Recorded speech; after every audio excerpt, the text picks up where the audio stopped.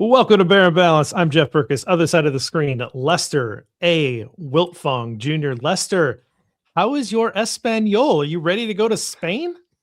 Yeah, I mean, it seems like that could be in play here. I mean, the Bears have that ninth home game. So teams that have 9 home games, there's always a chance to go overseas or international, wherever it's going to be. And this year, the buzz is Spain. So, yeah, for those, nothing's official, No. but for those of you that saw today, they officially made the Spain game happen. So that will happen this fall. The Bears are one of 3 teams that have Spain as like a designated marketing area. Yeah. Which I don't totally understand, but it sounds like they can kind of really pitch to that market, their team. I think they're the first or the second ones, but the Dolphins, it was the Bears and the Dolphins in Spain. Yeah. And then the Chiefs were added, and the Chiefs are in like 8 countries. Like I don't know what's happening there. But they're really going that the Bears are in the UK and in Spain. And so this is the first game in Spain. The Bears play the Dolphins, but they're slated to play the Dolphins on the road. And the Dolphins only have 8 home games. So I'm not sure that they could pull both of those teams in, but I think there's a really good chance. I've been thinking of this for a while, but I think there's a really good chance that the Bears play in Spain. And this is what happens also when you have a good football team. Yeah. And people are excited to see. There's more island games, more games where they're the only ones on TV. So that is international games. That's the Sunday night games, the Thursday night, the Thanksgiving stuff, those specials, Black Friday game, that kind of stuff. They expect to see the Bears get at the top of the league for those. So I really think that they're going to have the Spain game. And I'm really excited. We've got a really good international fan base everywhere, but I know we have a really strong Spanish and Spanish speaking fan base as well. So I think that'll be really great if they do award that game to Chicago. So you like the international series games for the Love Bears? it. Yeah. Love it. Like when it first happened, I was like, man, why are they sending the Bears somewhere else? I was kind of like, I mean, look, I don't go to the games anyway. I don't really care, to be honest with you. But I was like, man, that kind of sucks. And then, like you said, there's a huge fan base, and we interact with them a lot on social media, that are over in the UK or in Ireland or in Spain. And it's like, well, I guess that kind of is cool for these other fan bases. And then those, like you said, those games, they're sellouts, right? I mean, it's a huge moneymaker, obviously, for the league. It's huge to kind of extend the marketing of the league to other countries, which, soccer is probably still the most popular sport in the world, but I want to say American football is kind of closing that gap. Yeah, I think it's a growing segment. I think you've been on podcasts everywhere. I've been on a Spanish podcast. They luckily let me speak English, and because my Spanish is limited and rusty at best. But it's un poquito, sí. Yeah. So it's a lot of fun though, and like I said, really great fans. And I like talking to international fans because they have just a very different perspective on the game. Yeah. I was in New Zealand over the fall. I was there for a couple of weeks, and they're obsessed with rugby. And so they're fascinated by I watch some NFL, but like what I don't understand is, and so there's a lot of like, okay, yeah, well, we would do that. And I go, well, I don't understand your game at all. So let's be honest there. So I think that it's fun to see international fans get involved and learn the game, and I think it also exposes us to how other cultures take things in. And at some point I want to go to an international game. They're very hard. Tickets are very hard to come by. Yeah. But it'd be really fun to be able to do something like that. So anyway, nothing's official. Lester and I just strongly think that that's probably where the schedule makers will go. And it seems like that's becoming more of a reality. Like selfishly, real quick, I don't like it because it's an 8 a.m. start. And I can't get up that early on the weekend. It's hard, man. So it's. Well, then you got the game done, and you can move on with the rest of your day. Yeah, that's nice, but then it's hard getting up early. It's just like on the weekends, I try to sleep in on the weekends as much as I can, and that's. I was gonna say I don't think I've slept in past 8 o'clock for 20 years. Yeah, so I am a night owl. So weekends, I'm up all night. I'm up all night during the week as it is, but I have to get up for work. So on the weekends, I try and sleep in. So that's selfishly, that's the only thing that I don't like about the early starts. I like the small hours of the day. Good writing time early in the morning as well, just Oh yeah, yeah. for what it's worth. And I know people like to write late at night too, but Yeah. and I've done that. Anyway, hey, today's show, what we're gonna do? We're gonna catch up on some news. We're gonna do some front office stuff, some coaching staff changes. We're gonna talk some free agency, some ideas, things that we would like to see, kind of lay out where we're thinking and where we would pick and choose of how we would move forward with this roster.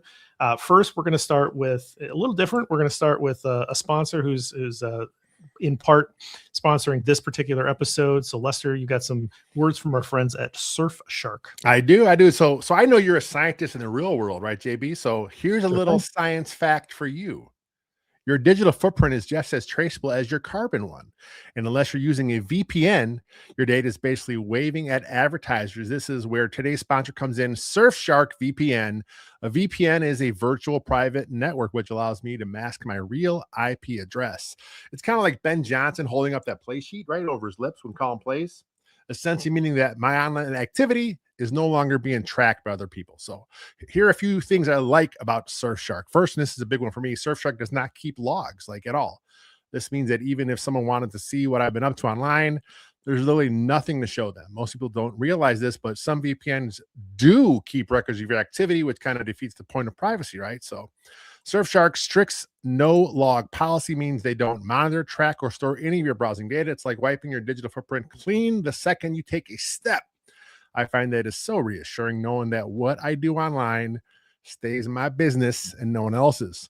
Here's one more thing I like. So I got my laptop, my phone, my tablet, and these days my TV is online all the time too. So normally that means juggling different security plans or subscriptions, but Surfshark covers everything under one account.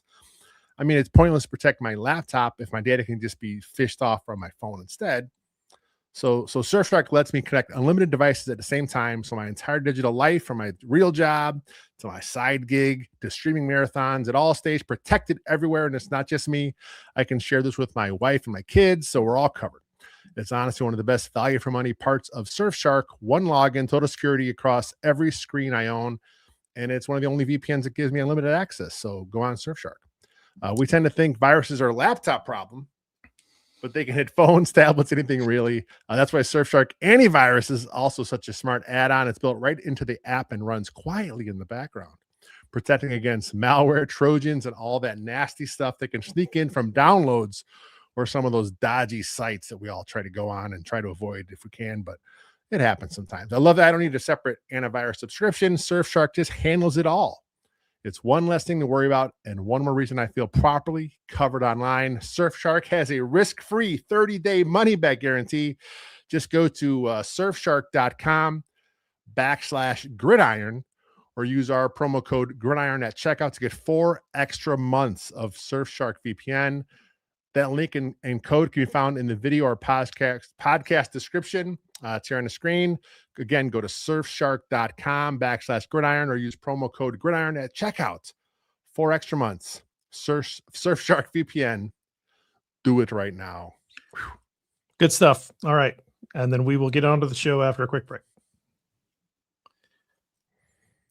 All right, Lester, can Surfshark help me figure out the timer issue on these stupid banners on the YouTube page for all the you that were watching along and watching? I heard the clicking. I was trying to read what's he doing behind the scenes you put up a new banner in this thing, and now the default is that it just disappears after 10 seconds. And I was and I didn't know how to fix it. I figured it out though. You got it out on the fly.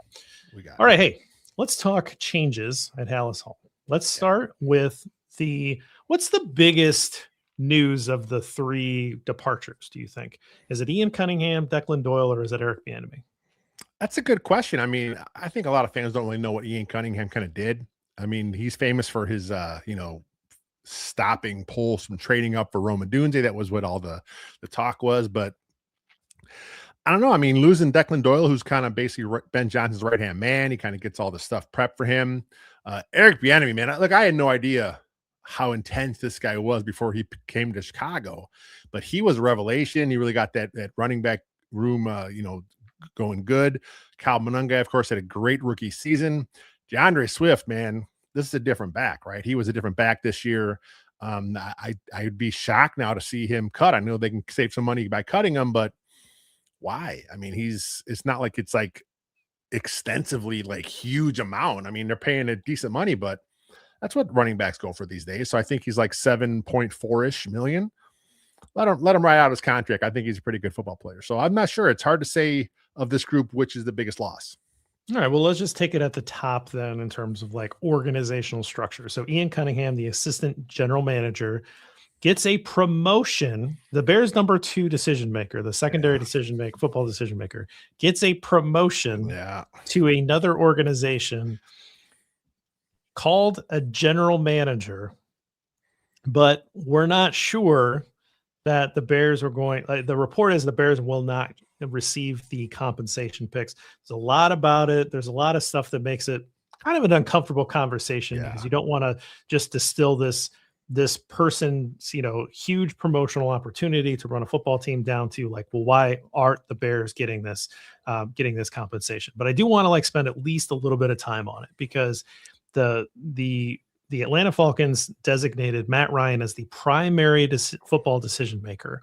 And so that can only be put on one person in each organization. Not every organization has the same structure. And so even though the Bears have Ian Cunningham as their number 2 secondary football decision maker, the number 2 in the organization, and he can consider this a promotion because he is the general manager and all of the like football general manager things will be taken care of by him. The Falcons have designated Matt Ryan, their team president, as the primary football decision maker. This to me is a misapplication of the rule. And if I were the Bears, I would say I lost my number 2 to a promotion, and therefore I am aggrieved. And in this process where we're encouraging this type of hiring, this compensation should be awarded to the franchise. That would be my argument number 1. My argument number 2 is Ian Cunningham going to take another promotion to another organization if he was so offered to be the primary football decision maker? Do the Falcons intend to think like, yeah, we could lose him to a promotion because somebody else might give him the title of general manager and the primary football decision maker? And I would call absolute BS on that. Like they are hiring this guy for the long term. He's there until if he fails and they fire him. Like this is not someone that they expect to then take another step up. This is the top of the profession. And so those are the 2 arguments that I think I would take to the league office and say, the spirit of the rule here, I think really is in our favor. And the same award should be made here for the 2 third round picks that you would make if he went to a different team. Because from the Bears perspective, it looks the exact same. And I just don't see Ian Cunningham taking another job, another promotion a couple years down the road. I just don't see how that is at all laid out. So that's my opinion. I think the Bears should, push the league. Then they'll do it quietly if they're going to do it at all, because that's kind of the Bears' way. But I do think that they should try to fight for this compensation because I think the spirit of the rule has been satisfied. Yeah, I mean, the spirit of the rule, you talk about the Rooney Rule. Kyrie Thompson had a great article for Windy City Ground last week about it, kind of his thoughts on the subject. It was just well put by Kyrie. If you haven't checked it out, make sure you go there and read that. But yeah, I mean, the spirit of the rule is you're trying to advance minorities. This is what you're trying to do. We're trying to kind of, give them an equal playing field, kind of everyone to get a shot there. And so of course it's kind of gets whittled down to the comp picks, right? That's the average Joe fan. All I care about is goddamn comp picks. I want the comp picks for our guy leaving. That's what every other team gets. It's unfair. But so here's my response to that. Look, no one is trying to screw the Bears over in the NFL. The NFL wants the Bears to be good. I mean, look at the ratings the Bears just did through the entire season. Look at the playoff ratings. Look at the NFL's Instagram headers. It's Caleb Williams. This whole season, he's been kind of up there. I mean, they kind of want the Bears to be good. It's a huge market. So they're not screwing the Bears over. It's just a weird technicality that how it's structured. And our guy Bill Zimmerman had a great tweet about this whole thing the other day. It's comparable from a Bears standpoint. Remember a few years back, you heard a lot of Bears fans, oh, we got to hire a football guy. Peyton Manning should be the Bears football guy. We heard this a lot. I mean, this is all over social media, talked about on a lot of the talk shows. You know, get a football guy there over Poles, over the GM, or over the organization. And that's essentially what the Falcons did. They got a football guy. Matt Ryan is their football guy. He's their president of football. Like you said, not every team is structured the same way. So that's his title. Number one. Their number two is the GM, Ian Cunningham. There's no way the Bears were going to block that. So that wasn't even going to be brought up. Poles will let his guy go, better his career. It's just an unfortunate technicality, the way this the rules laid out, where I think quietly the Bears will kind of fight this and say, look, you know, like you said, it's a promotion. Matt Ryan himself said that his GM will be doing GM duties. He's not there he's not dug into the scouting. That's not what he was hired for. So I think at some point something may happen, but I would not be surprised if it's just not, or if it is changed, it may be changed the next time, not just for the Bears this year. But the one thing for sure, there's no way the league is trying to screw the Bears. They want the Bears to be good. If they can sneak the Bears some extra draft picks, I think they do that. Okay, two things that I thought of. One, I wrote an article years ago about Peanut Tillman should be the team president, and I still stand by that. Yes. So, like, that would be great. Yeah. I think that he would be amazing at it, and I think he's actually only shown even more in the last few years, just how perfect he would be for something like that. So, hopefully, that's not maybe, you know, never wrong, just early. Might be one of those. Might be one of those situations. And then I've heard a lot of people make the joke like, oh, I don't want to see Poles waste those third-round picks anyway, so who cares? And I say, you do want to see what Ben Johnson, Ryan Poles do with those third-round picks. You absolutely want to see that, because this is a new regime. Can't have it both ways. Can't say it's a new regime and then do the like, oh, who cares? He's going to waste them thing. It's a new regime. Things are different. Turn the page. Okay, let's deal with Declan Doyle. So a year ago, when Ben Johnson was hired, and then he brought on Declan Doyle, this, I don't even know how old he is. He's young. 29, I think. Yeah, I think he was 29 when he was hired. Yeah. And so he's a very young guy, you know, spent time with Sean Payton, spent time with the Hawkeyes, right? Whatever. Everybody's like, oh my, who is this? This is dumb. This is like, and then a lot of people are like, oh, who cares? It's a nothing position. He's just going to be doing a lot of more admin work than anything. Like, there's all these like explanations for what's going to happen. And he's only here for a year. And so he got some, I made a joke tweet like that the Steelers always hire young, which they didn't this time, but they always hire these like young guys in their 30s to take over the team. And I was like, oh no, we're going to lose Declan Doyle. And people like took me very seriously. And I was like, guys, he's not ready for a head coaching job. But it does not surprise me that he got looks for an offensive play caller, right? So he wasn't calling any plays in Chicago. So the next step for someone who was an offensive coordinator would be to go call plays. The first call that he got to interview was with Philadelphia. And I thought, I wouldn't jump on that ship. There's a lot of problems there. So I think I'd worry a little bit. Good roster, but like I think I would worry that maybe that coaching staff is on shaky footing, and you know, a couple things go wrong, and you're quick on the street. But then Baltimore called, and I thought, if they want him, he should take that. You've got two-time MVP in Lamar Jackson. You've got a new regime that is taking over there. You've got a defensive-minded head coach that's coming in, so he's going to let you run the offense. Like that's about as good of an opportunity as you could ever ask for.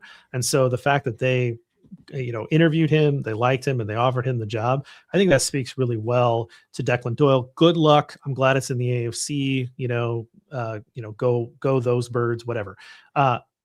I think it reflects well on Ben Johnson. Yeah, of course. That he took this guy in his first coaching staff, made him an offensive coordinator, super young guy, said, you're going to be my offensive coordinator. And then 1 year later, he gets a really big, really nice promotion to be the play caller for a team that's going to compete for a deep playoff run.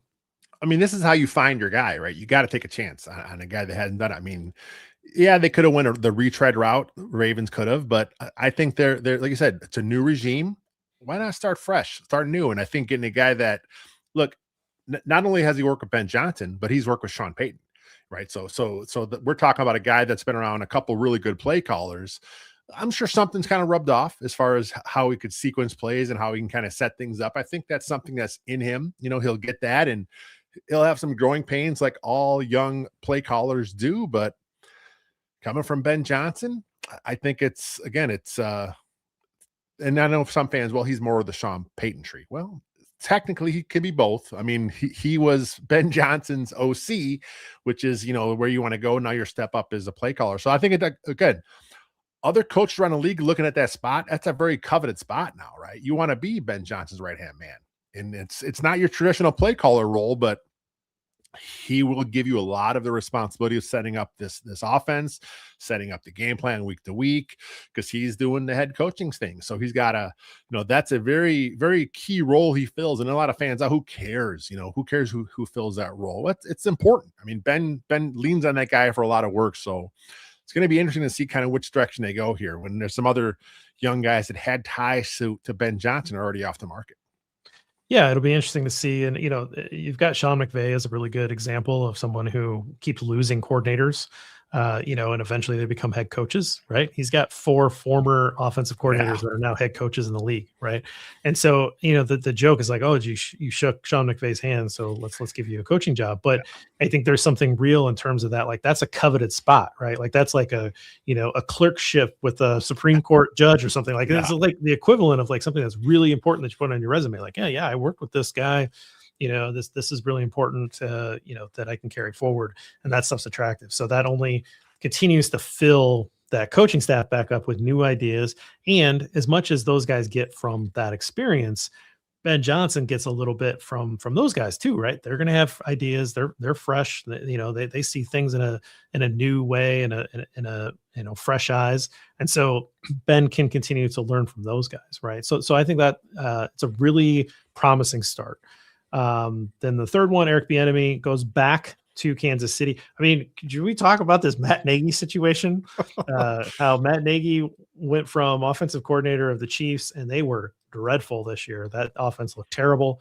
And then the whole like kind of campaign, like, oh, Nagy's gonna, he's got a good chance of being a head coach again. And there's this positive PR. He got an interview, kind of, I think maybe as a little bit of a favor interview to for head coaching, a vacancy in Tennessee there. And then I don't know if Matt Nagy's doing anything. I don't know if he's going to be in the league, if he's going to take a year off, maybe go to college. I don't know what Matt Nagy's doing, but he's out in Kansas City. Eric Bieniemy goes back and fills that role that he once had. Good for him.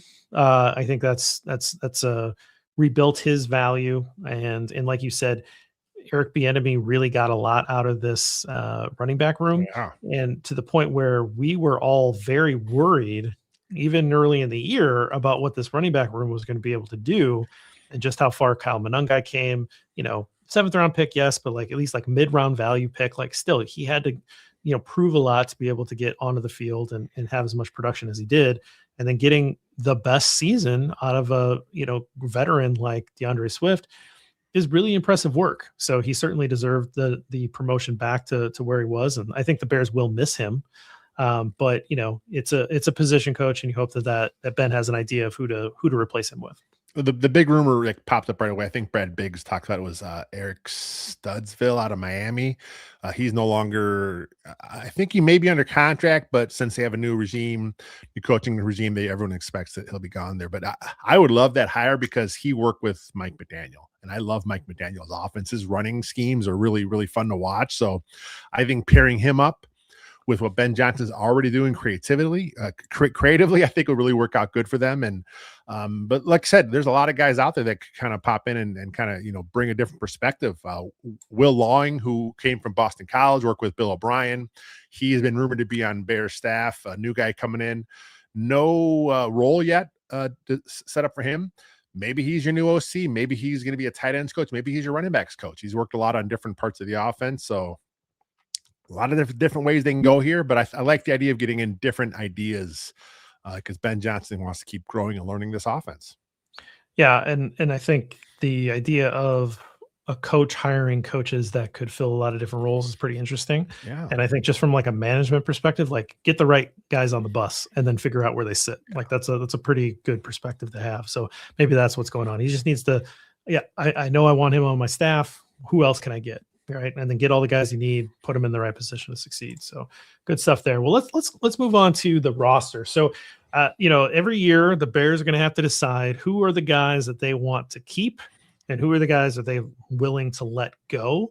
And so you put out kind of a round table for the general public to answer. And so we're going to kind of go through and give our answers to 3 questions. And we're going to start with this one.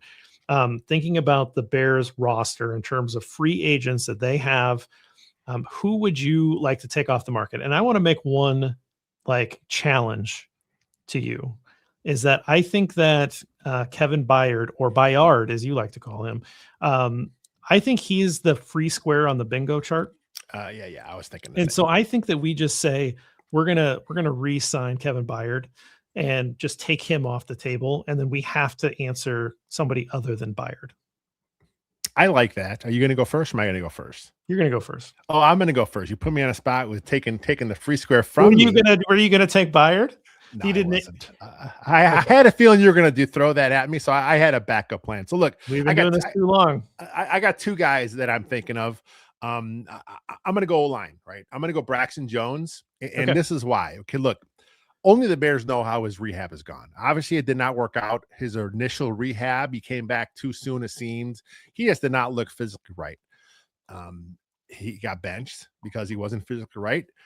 Came back, hurt his knee, out for the rest of the year. So only the Bears know if he's healthy. So if he's healthy, I think you bring Braxton Jones back, let him compete at left tackle. I think you also bring another guy in, possibly a comparable, level. Look, Jones ain't going to get a ton of money. This was his contract year. It could have been a big deal for him because we saw a guy, I think one of the Niners backup tackles, he got like $20 million. It's like, what? Why are you paying this? But that's what tackles get in the NFL. It's big money. So Jones was looking at a huge payday here, but he didn't stay healthy. So I think a 1-year prove-it deal for Braxton Jones. Let him come back, compete. Ozzie Trapillo, he's not going to be back for a long time. So Jones should be your left tackle. Again, if he's healthy, at least for the first half of the season, for sure. And then if Ozzie can't make it back, he may get the whole year at left tackle. And I think he'll have a chance to move on. And like, why would you want to leave if you know the offense? If you feel comfortable with Ben Johnson, you feel comfortable with Caleb Williams, and you feel comfortable with what you have in your surroundings here. And if the offer's in the table, I think that's your guy you bring back.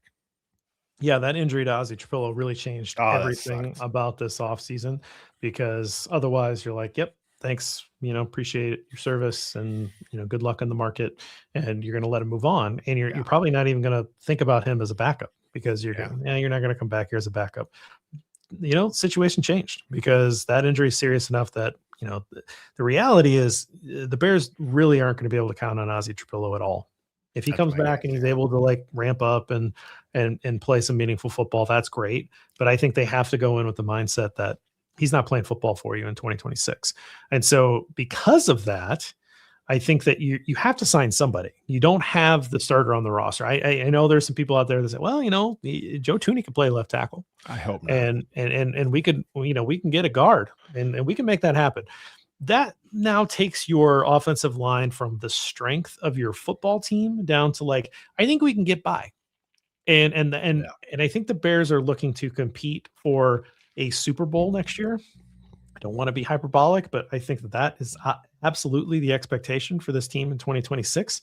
And so a Super Bowl roster does not have your, late career, all pro, very good, potentially future Hall of Fame guard filling in the entire year at tackle. That's not our good plan, right? There's going to be games that he's just going to be outmatched physically, not, in any other way. Like he's obviously going to have technique and, is an amazing football player, but just from like a length perspective and all that kind of stuff, there's going to be defensive ends that would be able to take advantage of him.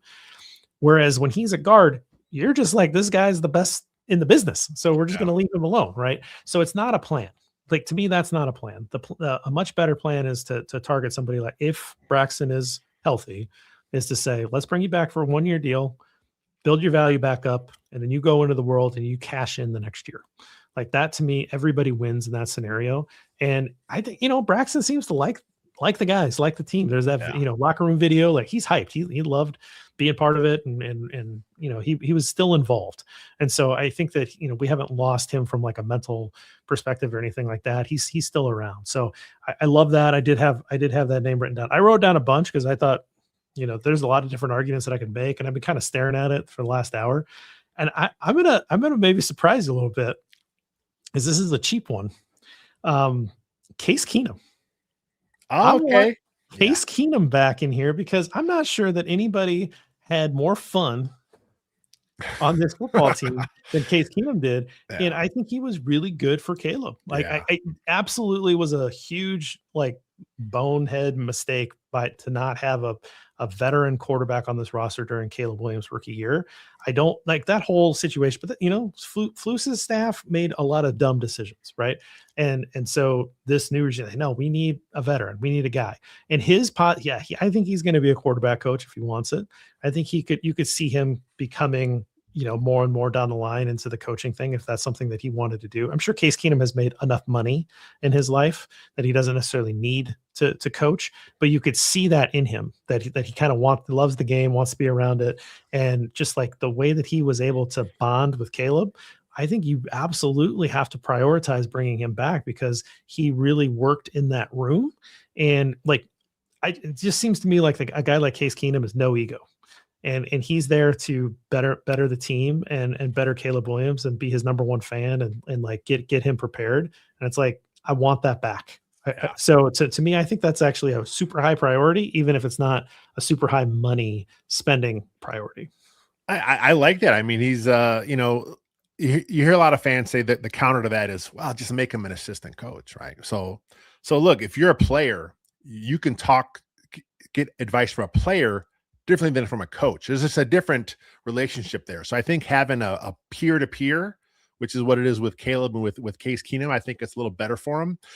Because then like if the coaches are being a dick, right? Or they're kind of hard on you. Now Case is there as your buffer, right? He kind of, because he's a player too, right? Oh, this is what he meant by that. It's like a different perspective when you're getting pointers from a peer than it is from an assistant coach. So I think someday he will be an assistant coach. It seems like that may be what's on his path here. But yeah, I'm with you. If he can physically still do it, bring him back. I think it's a good guy to have. And then look, Bajan's your number 2. He's still under contract. That's fine. But yeah, I think having that other guy in the room, and look, yeah, I'm sure he's helping Bajan a ton too, right? Because they're kind of they're together, and that's going to benefit him in the long run too. And you don't want to see him play if you're in Chicago, but if you ever have to turn to Tyson Bajan, now he has that experience by sitting and learning from a guy like Keenum as well. He really ties the room together, Lester. He does tie the room together. It's like the dude's rug. All right, let's move on to our next category. This is Bears that we think could potentially be a cut candidate or maybe even a trade candidate. I know this is always kind of a ruthless topic to kind of talk through sometimes, because you're like, well, I would cut this guy, and it feels mean. It's not meant to be mean spirited. It's just trying to look at the roster in like a very objective way and say, okay, where this guy's at in his career and where this roster is and where other guys are behind them. Is there a way for the Bears to basically move money from one part of the roster to another to make them a more competitive team moving into 2026 and see if they can be more competitive as a roster overall than they were the previous year. So this is not like, I feel like a lot of people come at this like, this guy sucks, so you got to cut him because he's not good anymore. It's like, these guys are professional football players. They're really good at their craft. I don't think any of these guys suck at all. I think some of these guys are maybe not the right fit for this roster in 2026. And so I think there's a couple ways that we can talk about this, but who did you have identified in terms of who you thought was the best cut candidate or maybe a trade candidate? Yeah, I mean, it seems like we kind of talked about Kevin Byard as the free square in the last category. I think Tremaine Edmonds is kind of that same fit here. Look, I think he's a good football player. I mean, a lot of fans kind of, they all parrot the same negatives about him, about when they talk about him. Like, are you really watching him play, or just kind of that's what you heard someone else say? So that's kind of what you say online.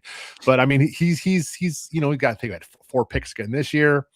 his length is obviously a problem for some teams to kind of throw around, but you got to measure the production with the value. And I think at that paycheck, I think you got to make a move there. Just it makes the most sense. $15 million you're going to save if you cut him. Maybe he's a restructure candidate if you go talk to him.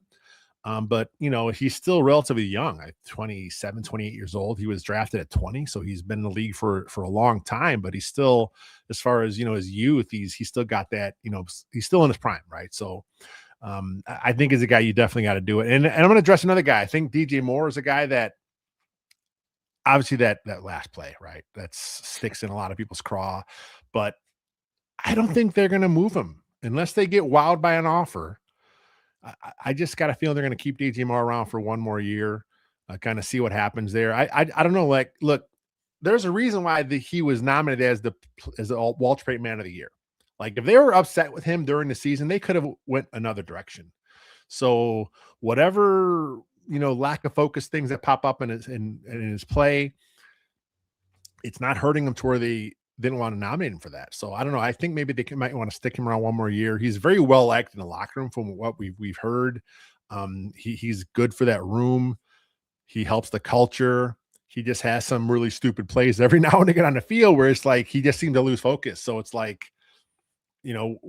how do you weigh that with what he does? I mean, he's a warrior. He plays through pain. I just think he may stick around. Interesting. I mean, I would not be shocked if he's dealt. Sure. But what are you going to get from him? A fifth-round pick? You're not getting nothing big in return because of that contract and where he's at. And he's not like a true alpha number one. So you got to kind of lower your expectations for a pick. And then at that point, is it worth moving him for the salary savings for just this kind of a pick? I'm not so sure it is. Okay. I think that if I had to bet, I would say that they will deal him.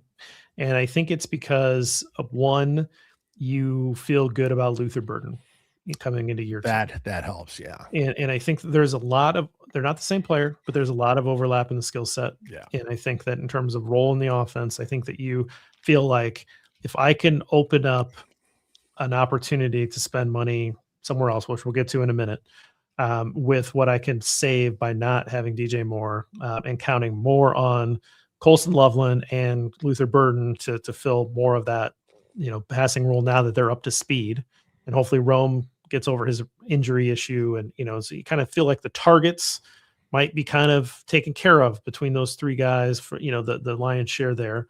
And so I think that from just like a roster construction standpoint, I do think it makes sense to try to move him and try to open up some of that money. I understand you're probably not going to get a very big pick because you do have a pretty high salary attached to him.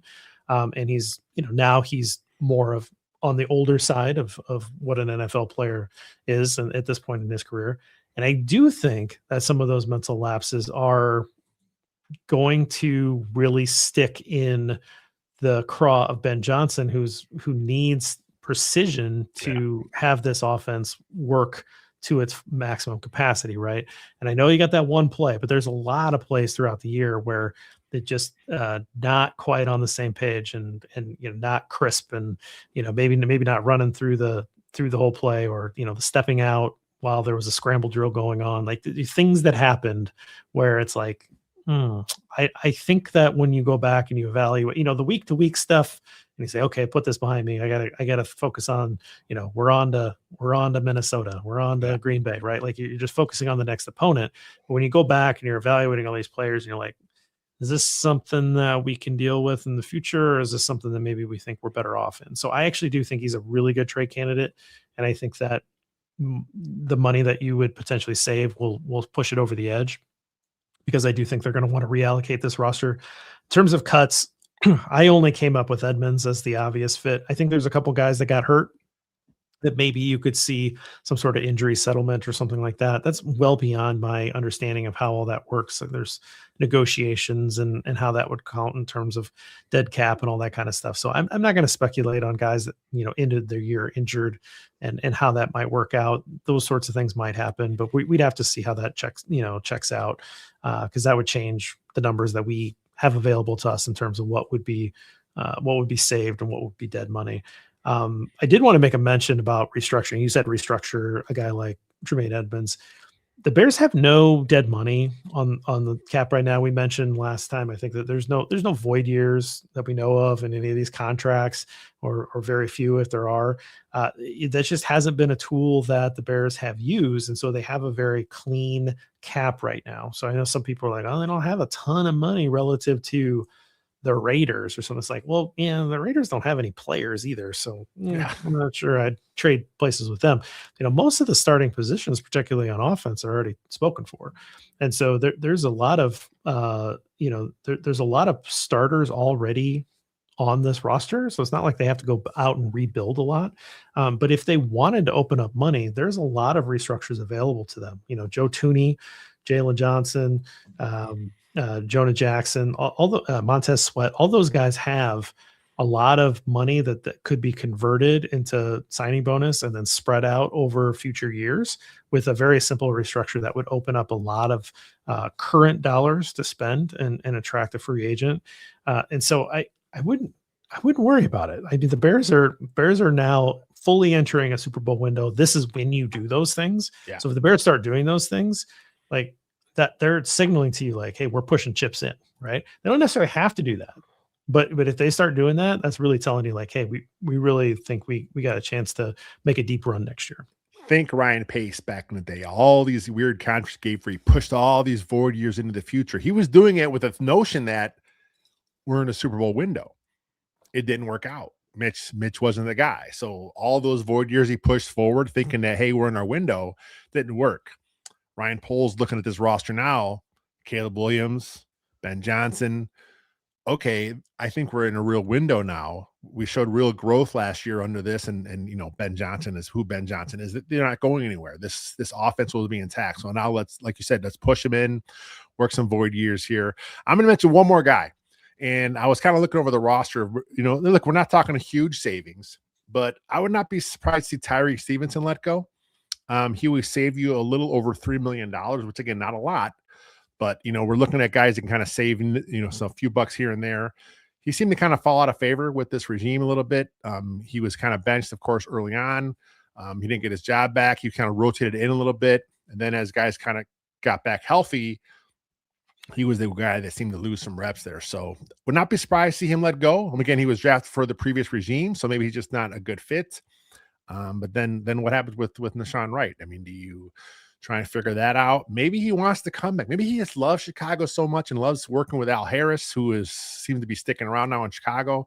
Maybe he'll make something work, and maybe he'll try and figure out a way to kind of push some money forward because he just wants to be a Bear. And I mean, look, Pro Bowler, all those turnovers, still, relatively young in his career, not a lot of mileage on those tires. So maybe you bring him back.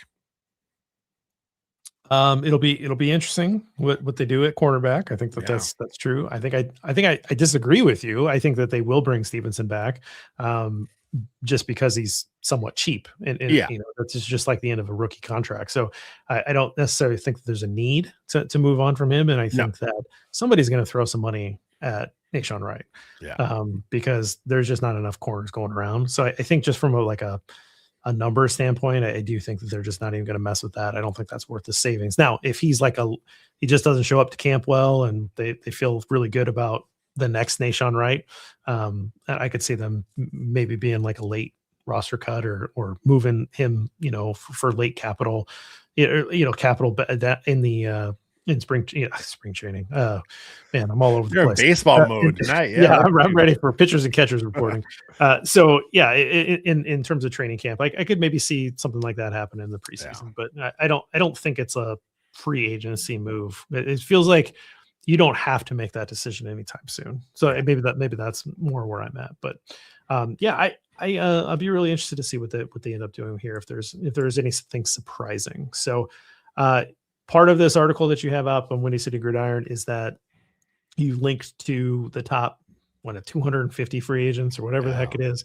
And I scrolled through it, man. I was jotting names, and then I looked down and all my names are defensive ends, edge defenders. So that'll be that'll be a fun conversation that we have coming up because it's I think we pick your flavor. But I think the other thing we have to recognize when we talk about free agent targets is that so many of these players are going to be taken off the board by re-signing with Yeah. their current team. A lot of these guys don't end up hitting free agency. But the question was, in terms of top free agent that you want to target, and we were focusing on trying to build the defense here. Who are you going after? I think Trey Henderson would be fun at that age. I'm not sure how much he's going to get, where he's at 31 years old. I mean, look, that's still prime. He still is able to produce, but coming off an injury, and it's like, is that really a guy you want to invest in? He would probably eat up quite a bit of whatever space you have left. But then you start looking down at another veteran, defensive end who has ties with Dennis Allen as well as Henderson does, and that's Khalil Mack. Okay. I think that'd be really fun if the Bears can bring Mack back. Look, he doesn't have the same speed off the edge he once did, but he always won with other ways. I mean, he's a power rusher, obviously. I mean, he can kind of do a lot of that kind of stuff where he doesn't need that elite quickness off the edge, which like he's 34 now, I think. So that's kind of getting past him, but he's not going to be huge money. The Chargers aren't sure if they want him back because they got a couple young edge rushers there that they may want to kind of give more snaps to. So if Mack is at a point in his career where, look, I still want to compete for a ring, I don't need to be the man. I can just be a rotational piece. Man, I think I'd love him back in Chicago. I would love that too. I can That's your get out guy. that Khalil Mack jersey that I bought a Yeah. few years ago, and I can wear it again. That'd be great. I think it might be a little big. I think that was back in my bigger days. So It's okay to be baggy. The jerseys are baggy. Yeah, that's true. Yeah. That's true. We wear like over like a sweatshirt, like when it's Yeah, cold yeah, out, they're one of those things. I think Khalil Mack's a name that I wrote down. I wrote down some numbers that different sites had projections on, so we can kind of reference that. The Trey Hendrickson thing just seems so obvious, right? Like Dennis Allen was the defensive coordinator in New Orleans when he was drafted, so his first 2 years would have been under Dennis Allen. They traded him to Cincinnati, so I don't know what that deal was. Like, I don't know if Dennis Allen had anything to do with that, or if he still likes the player.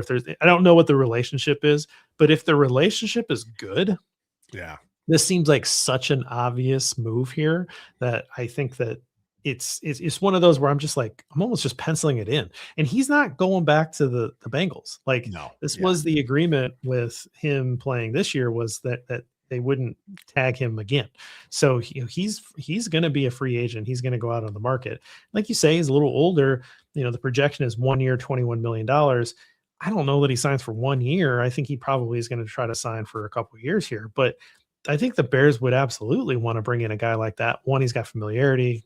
He's been a highly productive player for a long period of time, and he's, going to fill a role for you in this immediate window that you're looking at before you have to pay Caleb Williams in a couple of years, right? So to me, it makes perfect sense. Some of these other guys are younger players who need that big contract, and so I'm not sure that I see that necessarily happening. You mentioned the Chargers having some younger guys, Owe being one of them. I think he gets re-signed by the Chargers. I don't think that's a name that you really need to investigate much. I was looking at Jalen Phillips as a guy that has had a lot of injury issues, maybe coming at a bit of a discount, but he was such a pain in the butt when the Bears played him against the Eagles. I was like, man, this guy is, I've had enough of Jalen Phillips for one day. That could be an interesting guy. I don't know how he is in terms of a fit, but he's a good football player, just has really struggled to stay healthy. Mack would be so much fun. I just think from a legacy standpoint too, like, I think he's been with the Chargers now for 5 years, and he was with the Bears for 4. And so it's a long time to like leave and then come back, but it'd be cool if he could spend a 5th year in Chicago and kind of equal the Chargers, time period, because I do think Khalil Mack has a really good chance of being a Hall of Famer. And so it'd be nice if he was spent like at least half, not half, like, cause he got the Raiders career too. Right. But so I think that there's like, there's a chance that he can like at least match what he did with the Chargers. So is that long, or by adding an extra year there? I don't know. Anyway, I think that at one point I had looked him up and it looked like if he had come back last year, because he signed, I think, a 1-year deal with the Chargers last year He too. did, yeah. And so I thought, oh, maybe he'll come back. And no, like that wasn't going to happen. But this year, maybe this year, right? So I'm down with that. Draymond Jones from the Seahawks, I think, is an interesting name. Boya Mafe, I think, is a younger player. He's going to get paid. I don't see him leaving the Seahawks. One name that I thought was just funny to see on the list was Cam Jordan, because he's just like a Saints legend. Like, so I don't see Cam Jordan leaving. And then I was like, well, but Dennis Allen coached him for like the majority of his career, Yeah. or like a big chunk of his career. I don't know how long he's been playing a long time. And the Saints are going to stink probably. Saints, maybe Cam Jordan wants a shot, Yeah. late career shot, so I could see maybe bringing him in if You know, he's real quick, it's funny we're talking about a guy wanting a late career shot with the Chicago Bears. but we The can Bears, now, right? The Bears are in that window where it's like, yes, this is what the Bears are. Plus, it's a good organization now. I mean, they've got a better reputation around the league. So yeah, you may see some of these guys like, man, I want some of that good, better, best locker room stuff. I want that. That may happen this year. Yeah, I think things are changing. I think that's what we wanted to see. I had one interior defensive lineman written down, John Franklin Myers from the Broncos. I think that's an interesting name too. So, but I think overall it has to be an edge player. I think you do have to make a significant investment there.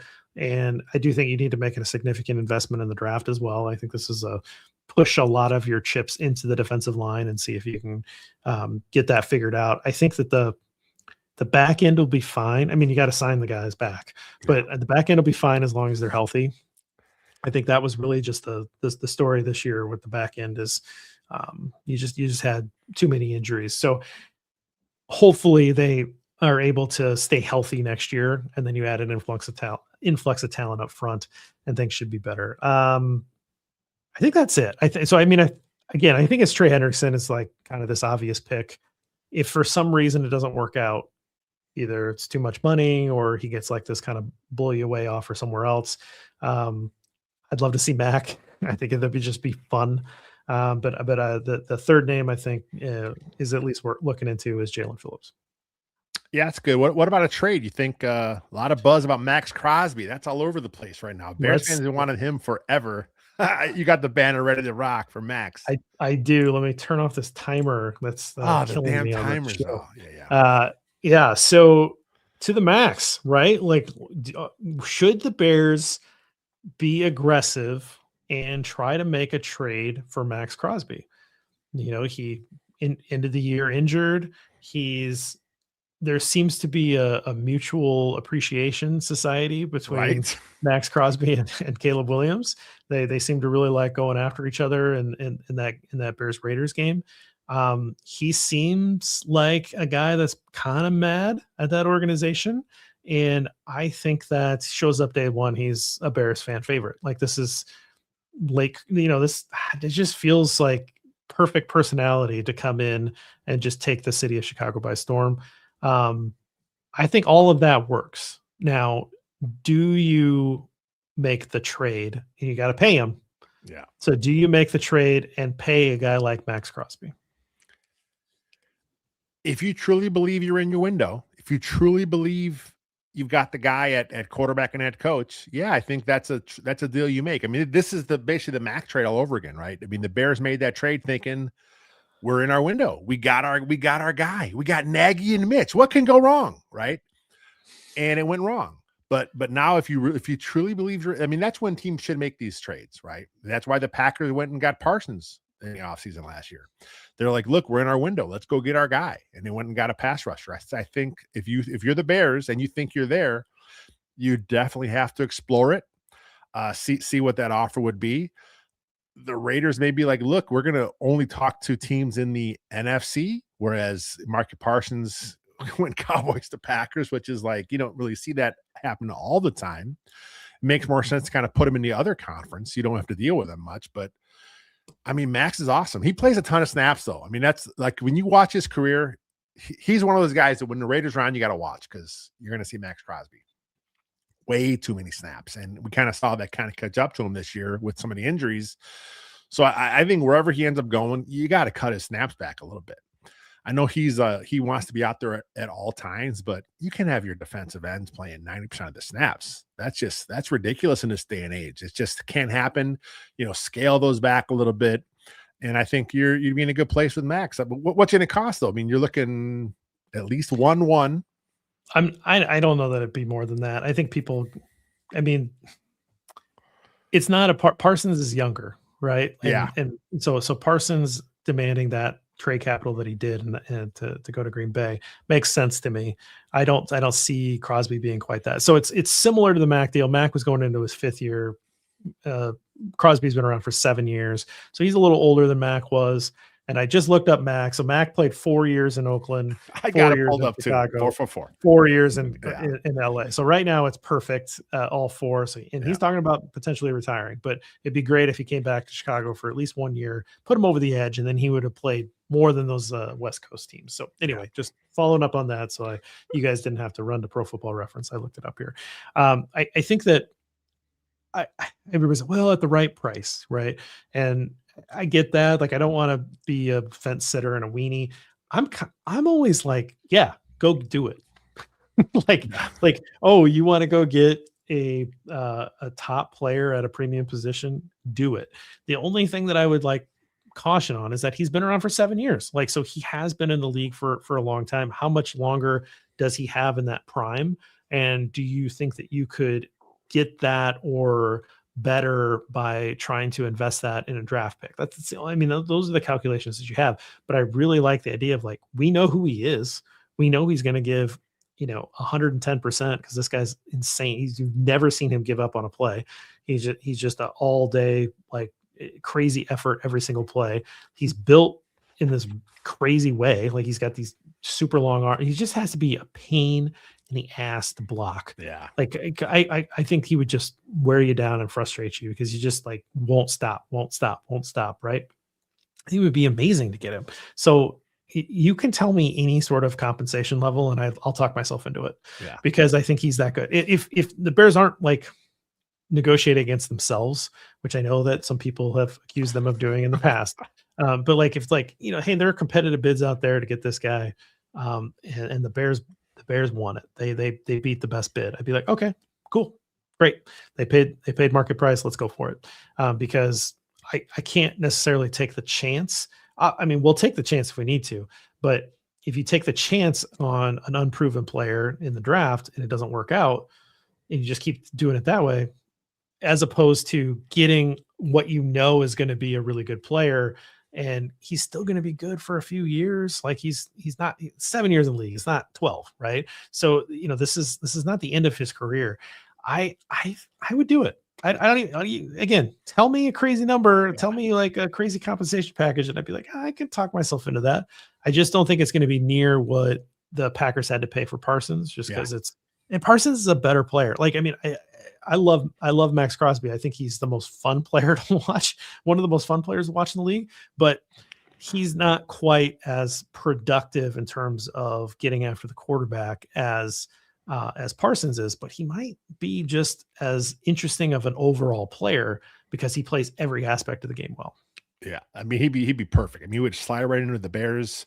Montez Sweat, Max Crosby, Austin Booker now is your number 3 coming off the edge. I think it'd be great. I mean, he's, like you said, he's fun. And like I said, with social media these days, you always see all these guys. Oh man, they're talking online. Oh, Caleb liked his post. Oh my God, Max liked his post. That's such a weird thing, but It is so weird. Yeah, that's the society. That's what we're in now. That's part of media. So yeah, I mean, that's going to be a story, and every single time Max has something nice to say about Caleb online, it's going to be blown up, and he wants out. I mean, it's the Raiders. What are they? They're going to suck this year. Why keep him?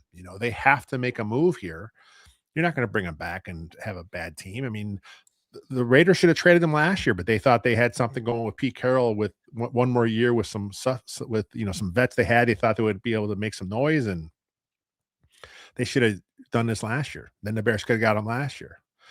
So I'm fine with how it played out because now it makes total sense. Like, now, like, you have proven that the window's open, but yes, also he might have elevated them this year. Like there may have been like just a different conversation about this team because they would have been that much better on defense, right? But alas, we'll see what happens here. I think that's all we got. Do you got anything else before you want to get out of here? We went an hour, man. It's, no game to recap. We still managed to put an hour in there. That's good timing. I like that. All right. Well, we'll stick around just for a couple minutes for the YouTube crowd, but for you that are listening on the podcast, give us a like, give us a subscribe, give us those things. Tell your friends, tell your parents, tell your kids, tell your aunt and uncle, whatever. We're here. We're going to be producing content in the off season. We're really excited because we are now covering a winner. That's what it's all about. Exciting stuff.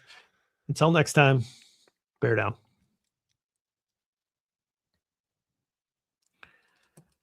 I will note that I am wearing a cool that's the Caleb thing. Stylized shirt.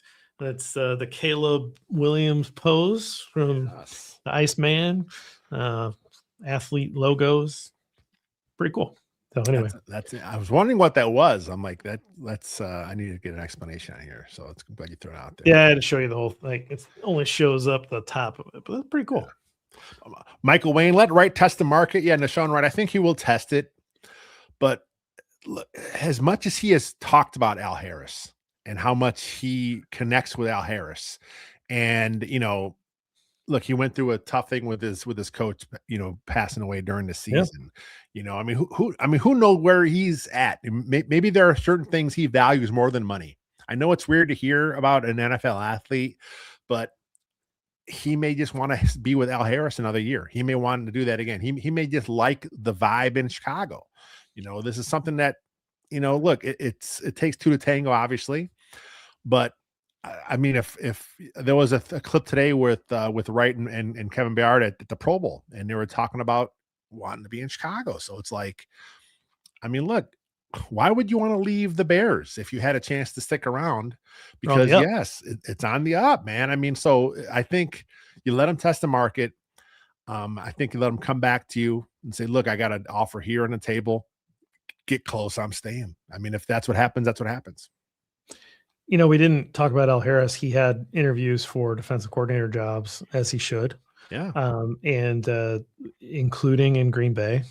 And I thought, well, he played there. Yeah, I thought he was gone. He's gonna go. Yeah. And there's some talk like he really likes what he's doing, and he feels good about where he's at. So maybe he'll be a defensive coordinator sometime. But like sometimes it's like, hey, this is what I want to be. I'm in my position coach. I get to do my thing, preach turnovers, let's go. And I mean, that was a big retention. Like, I don't know that the Bears are going to miss Declan Doyle because I think that there's other guys that can fill that role. And I think Ben's going to feed off of that. I think they will miss Eric Bieniemy a little bit. I think they really would have missed Al Harris because I think that like mentality of taking the ball away is really important, and it's a big deal. So I could see it. That would be a very mature decision, right? And I think that there's like I think there's something to say like, hey, you're not going to play forever. If you get, if there's a gap, if there's life-changing money, and there's a gap, like you need to take it because you don't know. Hey, they're offering $500,000 more, but like you're more comfortable. It's like $500,000. Like, I'm going to go take the $500,000, like $500,000. How long would it take me to do that outside of this? Right.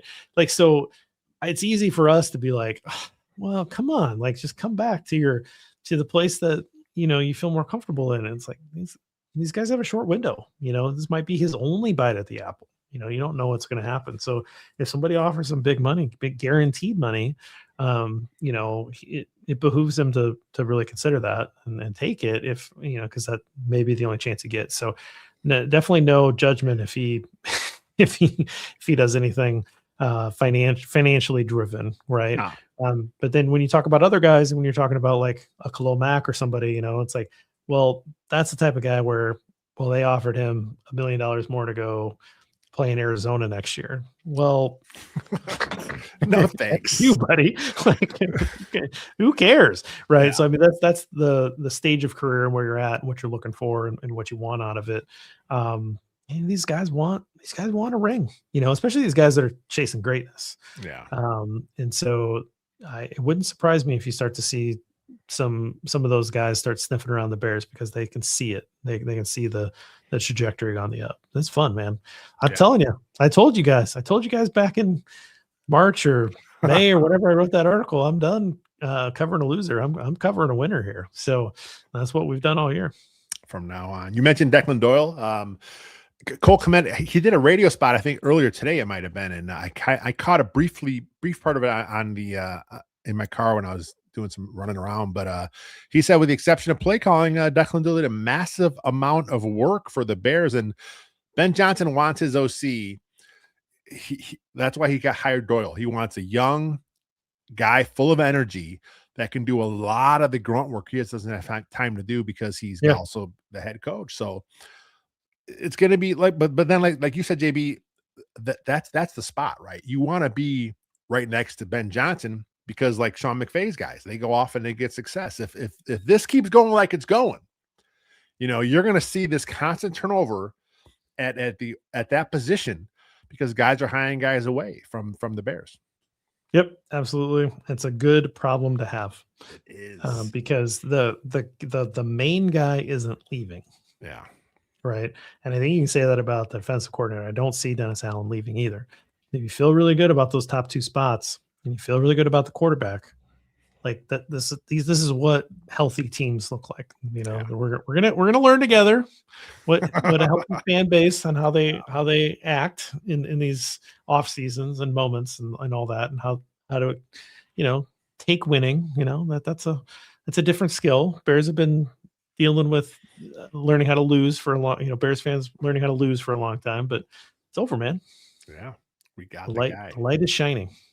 Nice. All right, man. Well, we'll get out of here. I think we got a pretty full slate of shows this week, and we'll try to be back somewhat regularly. And we're kind of figuring out what our postseason cadence will be, but we've got some good stuff planned on the horizon. And I'm working on an article that I'm really excited about that maybe 10% of you will be really excited about, but I think it's real and I think it's fun. And I want to try to change how we talk about football. So, low ambitions for my off-season project. It's right there for you. I mean, you already laid all the foundation, and now you're taking this step differential to another level. Take it to another level. Yeah, it's good stuff. All right, man. Well, good talking to you, and good to see all of you out in the comments, and we'll see you next time.